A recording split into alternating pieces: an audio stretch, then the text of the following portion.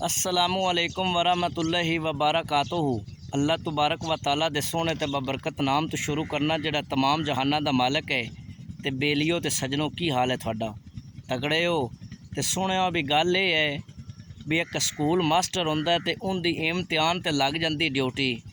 ते जदों उनदी इम्तिहान ते ड्यूटी लग जांदी है ना, ते जेहड़े इम्तिहानी सेंटर ते उनदी ड्यूटी लगदी है उस सेंटर ते उनके दोस्त का भी एक मुंडा होंदा है। ते उनका दोस्त आपदे बेली नूं सिफारिश करता है भी तेरा इस सेंटर ते ना बतरिया भी है तो उनका ख्याल रखी।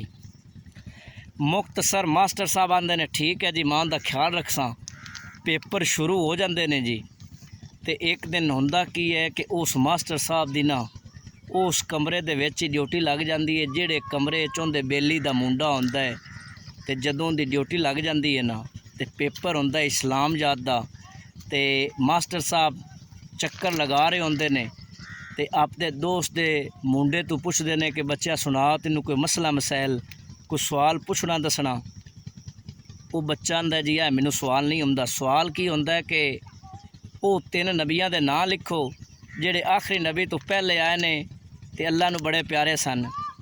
मुख्तसर उस्ताद साहब जदों सवाल पढ़ते हैं ना जवाब तो आउंदा हुंदा है ते परेशान होंदे ने भी अज मैं ना अगर इनू दस्या चाहना तो मेरी बदनामी बड़ी हो जानी है। दूसरे मुंडे भी बैठे ने, कोई तरीका ऐसा लभा कि मैं सवाल का जवाब भी दस छड्डां ते बच्चों भी पता ना लगे।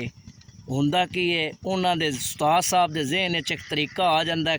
वो तरीका की होंदा है क्योंकि जो बच्चा होंदा है ना उनके जेड़े मामू होंदे ने उन्हां दा एक दा नाम होंदा है इब्राहिम, एक दा नाम होंदा है ईसा ते एक दा नाम होंदा है मूसा।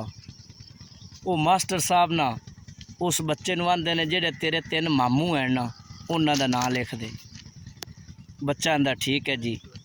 वक्त लगता जाता जदों पेपर का अद्धा टाइम गुजर जाता ना तो मास्टर साहब दोबारा आउंदे ने उनका जवाब वेखते हैं। तो उस जवाब वाले खाने दे विच लिखिया की होंदा है, लिखिया होंदा है शीदा मामू, चीकू मामू, टोनी मामू। तो जदों मास्टर साहब वो वेखते हैं तो हैरान हो जाते हैं। तो हैरान इस वास्ते होंदे ने भी वो दसदे जवाब केड़ा ने तो बच्चा लिखदा केड़ा है।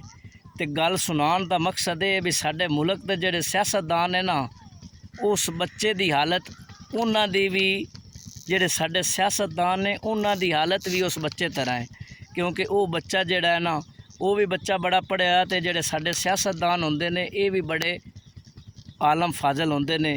ते अल्लाह ताला मेरे बेलियों ते सजना नूं खुश रखे। अल्लाह निगहबान।